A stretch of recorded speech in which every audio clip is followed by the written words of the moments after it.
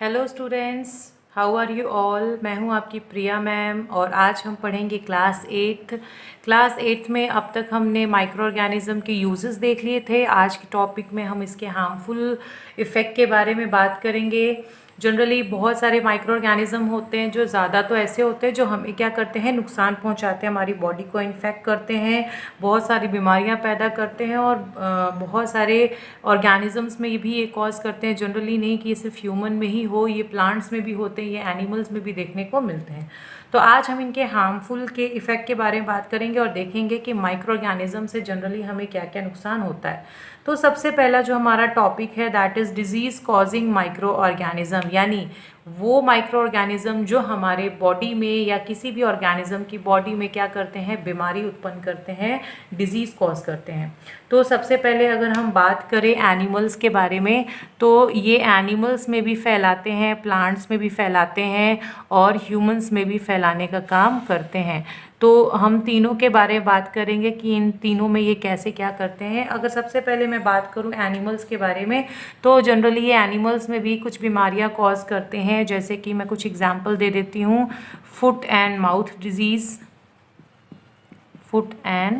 Mouth disease, ये जो बीमारी है ये कैटल्स में होती है और जो गाय वाय होती हैं, गाय भैंसें होती हैं, उनमें देखने को मिलती है। और जनरली ये किसके द्वारा कॉज की जाती है, वायरस के द्वारा, यानी विषाणुओं के द्वारा फैलाई जाती है।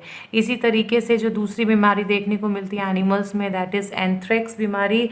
एंथ्रेक्स बीमारी भी जो है वो कैटल में देखने को मिलती है और ये किसके द्वारा फैलाई जाती है, बैक्टीरिया के ज़रिए फैलाई जाती है।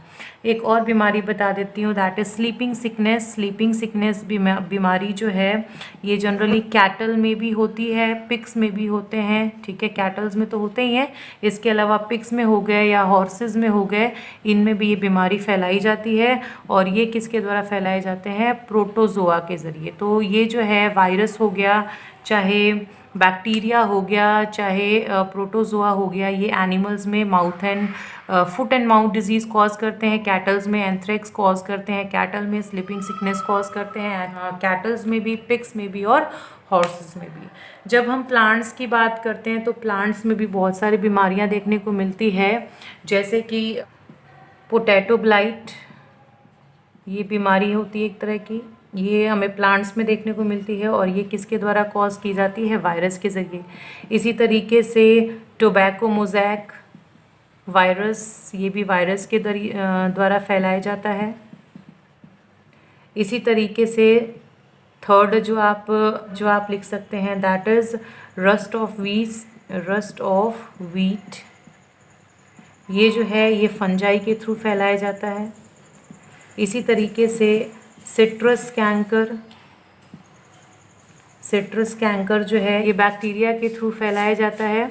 तो ये कुछ इम्पॉर्टेंट जो है डिज़ीज़ देखने को मिलते हैं। कौन से, एक बार रिपीट कर देती हूँ स्टूडेंट्स, आपको इनके नाम याद करने हैं और ये देखना है कि किसके द्वारा फैलाए जाते हैं। ज़्यादा इसके बारे में डिटेल आप जो हायर क्लास में जाएंगे जैसे जैसे आपको स्टडी करने को मिलेगा।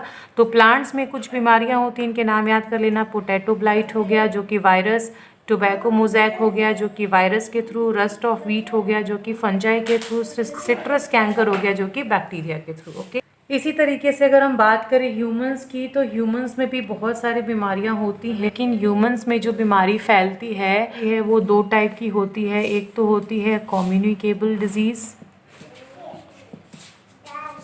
और दूसरी होती है non communicable disease. Communicable disease क्या होते हैं? कम्युनिकेबल डिजीज़ वो डिजीज़ होते हैं जो कि फैलते हैं from one person to another. ये वो डिजीज़ होते हैं जो कि फैलते हैं from one person to another person. जबकि नॉन कम्युनिकेबल डिजीज़ क्या होते हैं? It does not spread from one person to another person. ठीक है ना। इसी में कुछ बीमारियां आ जाती हैं जो कि फैलने वाली होती है, जैसे कि टीबी हो गया, हो गया,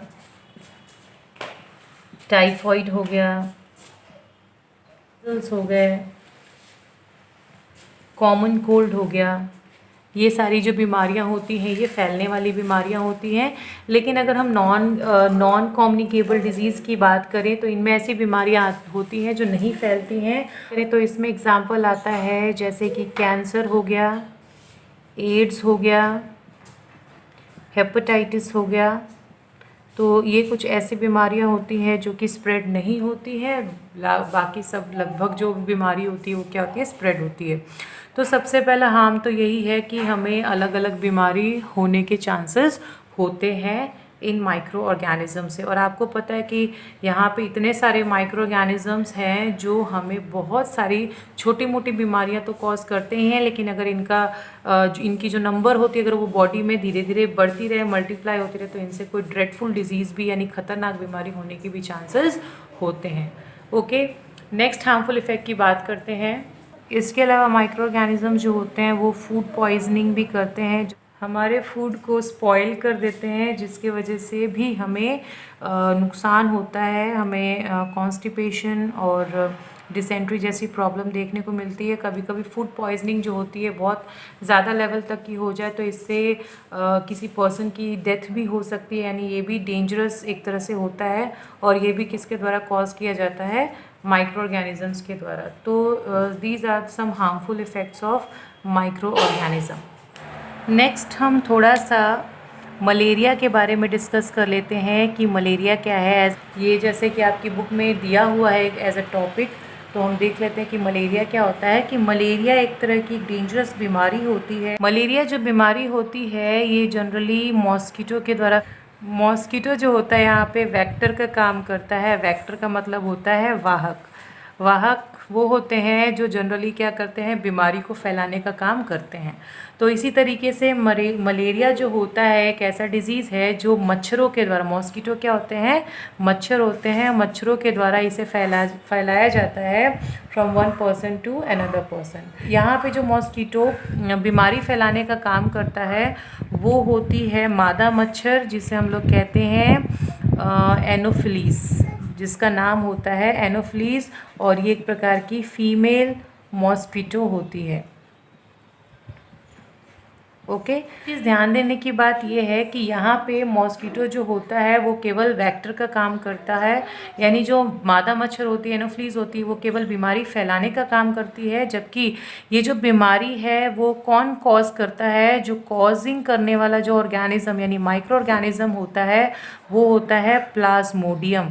और प्लाज्मोडियम जो होता है, इसे हिंदी में भी प्लाज्मोडियम कहते हैं, और ये एक प्रकार का क्या होता है, प्रोटोजोआ होता है। तो कहने का मतलब ये है कि ये बीमारी तो माइक्रो ऑर्गेनिज्म प्लाज्मोडियम के ज़रिए फैलाई जाती है, कॉज की जाती है, उत्पन्न की जाती है, बट इस बीमारी को एक पर्सन से अनदर पर्सन तक फैलाने का काम कौन करती है, फीमेल मॉस्किटो, जिसका नाम क्या होता है, एनोफिलीज। एनोफिलीज क्या करती है, कोई इन्फेक्टेड पर्सन होता है, इन्फेक्टेड पर्सन मतलब कोई संक्रमित व्यक्ति होता है, संक्रमित व्यक्ति से ये क्या करेगी, ब्लड सक करेगी, यानी खून के ज़रिए ये क्या करती है, ब्लड को सक करती है, चूसती है, और फिर इसे क्या कर देती है, ट्रांसफ़र कर देती है एक हेल्दी पर्सन में। यानी जब वो किसी हेल्दी पर्सन को बाइट करेगी, काटेगी, तो ये उस प्लाज्मोडियम को जो अब इसके माउथ में, एनोफिलीज के माउथ में आ चुका है, उसको इन्फेक्टेड पर्सन से हेल्दी पर्सन में क्या कर देती है, ट्रांसफ़र कर देती है। इसका एक उपाय यही है, मलेरिया से बचने का एक ही उपाय है, प्रिवेंशन की अगर हम बात करें तो मलेरिया से एक ही बचने का उपाय है, दैट इज़ आपके घर में मॉस्किटो नहीं होने चाहिए, no mosquitoes in your house. अब जनरली मॉस्किटो कहाँ होते हैं, जनरली ये आसपास होते हैं स्टैग्नेंट वाटर के। स्टैग्नेंट वाटर होता है, कूलर में जमा पानी होता है, उसमें ये क्या करते हैं, ब्रीड करते हैं, और वहाँ पे ये क्या करते हैं, एग जो है वो प्रोड्यूस करते हैं, और उन एग से क्या होता है, धीरे धीरे बहुत सारे मच्छर जो होते हैं वो पैदा हो जाते हैं। तो आपके जो वाटर कूलर होते हैं उसमें ये मच्छर जो है ज़्यादा पनपते हैं, जहाँ पे प्रोटेक्शन की ज़रूरत है, प्रिवेंशन की ज़रूरत है। और और आप क्या कर सकते हैं, वाटर कूलर में जो स्टेगनेंट वाटर होता है उसमें आप केरोसिन डाल सकते हैं, और केरोसिन डालकर क्या कर सकते हैं, इन मॉस्किटोज़ को वहाँ पे ब्रीड करने से रोक सकते हैं। इसी तरीके से एक और फीमेल मॉस्किटो होती है जिसका नाम है एडीज़ मॉस्किटो। ये जो एडीज़ मॉस्किटो होती है ये भी एक प्रकार से बीमारी फैलाने का काम करती है, जो कि डेंगू फैलाती है, और डेंगू जो होता है एक वायरस के द्वारा कॉज किया जाता है। तो यहाँ पे आपने देखा कैसे मलेरिया और डेंगू जो होता है इन मॉस्किटोज़ के द्वारा इन्फेक्टेड पर्सन से हेल्दी पर्सन में फैलाने का काम करता है। बट जनरली ये जो बीमारियाँ होती है वो किसके द्वारा कॉज की जाती हैं, माइक्रो ऑर्गेनिजम्स के द्वारा। क्लियर हो गया? तो ये थे इनके हार्मफुल इफ़ेक्ट्स।